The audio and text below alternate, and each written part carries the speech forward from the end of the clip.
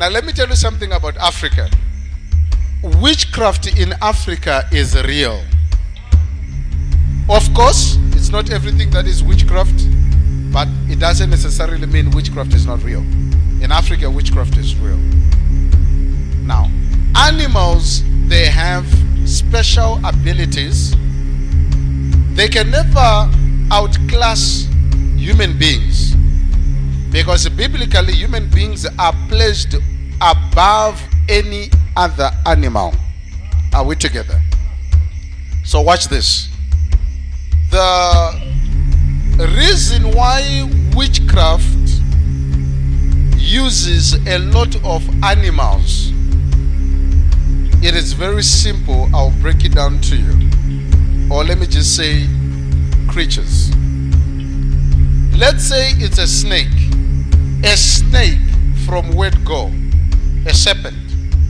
When God cursed the serpent, the serpent, the woman, and the man, he said to the serpent, you shall eat dust for the rest of your life. Yet man was formed out of the dust of the earth. So when a snake sees a human being, sees food. So a witch using a snake, they are just using the natural abilities and the advantage that is already there between human beings and snakes, and there's going to be an attack. Are we together? Praise God. And within the family of snakes, there is just a lot of advantages and disadvantages that are there. Like, say for instance, a python.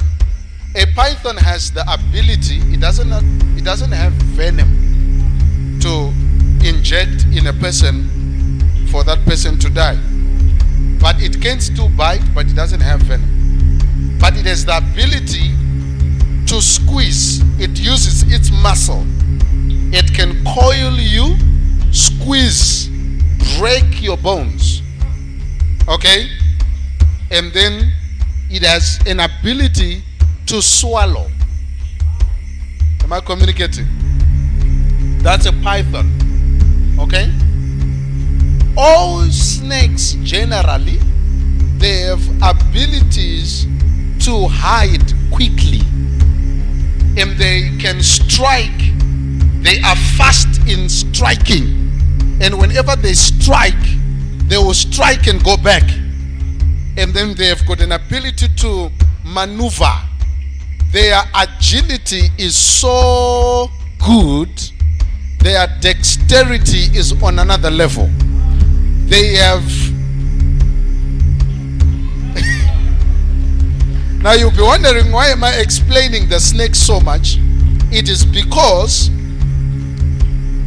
Jesus comes in the New Testament and he says, I am sending you as sheep amongst the wolves. Okay? But then he goes on to say, be as wise as serpents.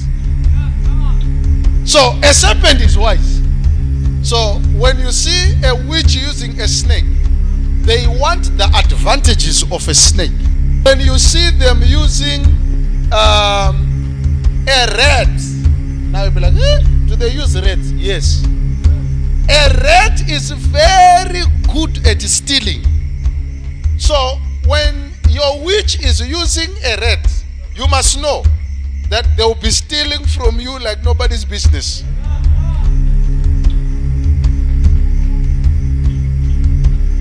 These African signs, don't worry. When you see them using a hyena, hyenas, what I'm about to say, it will shock you. It's just that you people, you don't watch National Geographic channels. I do study animals because I want to find out why is that witchcraft they use hyenas. Now, a hyena is a night animal. By day they do operate, but generally it's a night animal. 1, 2, a hyena's brain is more bigger than a human brain. Its jaws are more stronger than the animals that you... Do you know that the jaw of a hyena is more stronger than that of a lion? Hyenas, they can break bones and chew bones.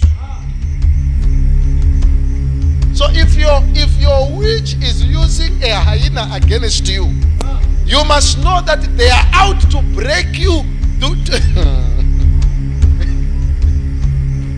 Oh, you are not hearing what I'm trying to say.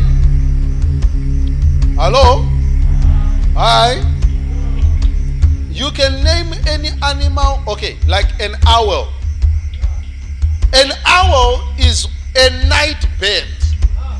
It's not like your normal birds that you see at night like this. And owls are very scarce. They are not birds just find anywhere. They are, some of you don't know this, but I'm going to break it down.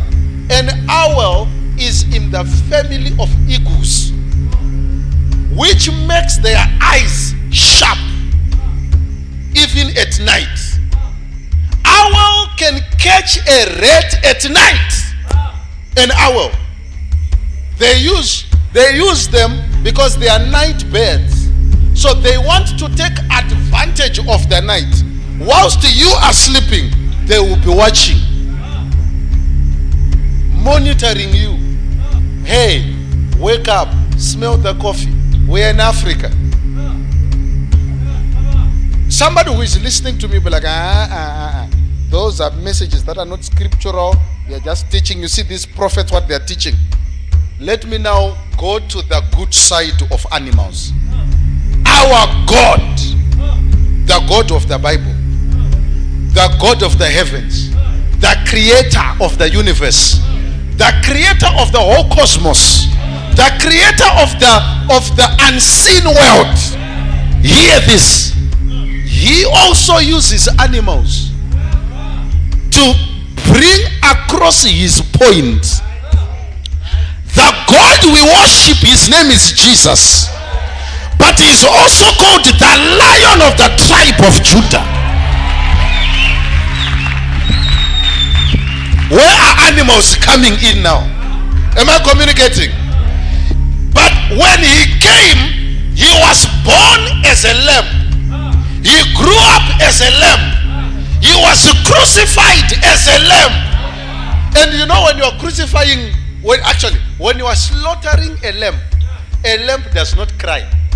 Elderly people tells us that when you are slaughtering a lamb and it cries, leave it. If you continue, you are going to cry in that family. When you are slaughtering a lamb does not cry. A goat, it does cry, not a lamb.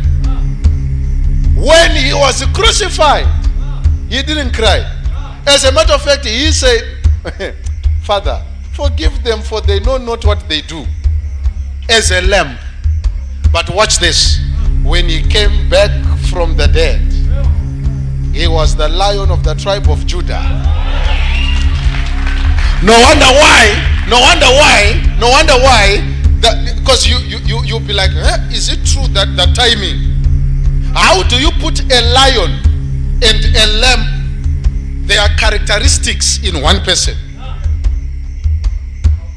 How can you combine their two characters? Because when you put a lion and a lamb here, you will know what is going to happen.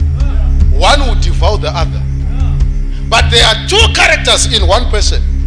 They did not manifest at the same time. This one, he was born as a lamb. That's why even his birth, they needed to give birth in the inn, double N, meaning a hotel. But it was full. They had to go to the crow, where then Jesus was born.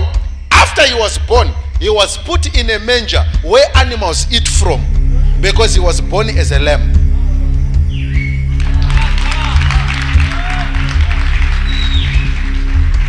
The prophetic ministry, it has its own animal or own bird that represents it. It's an ego.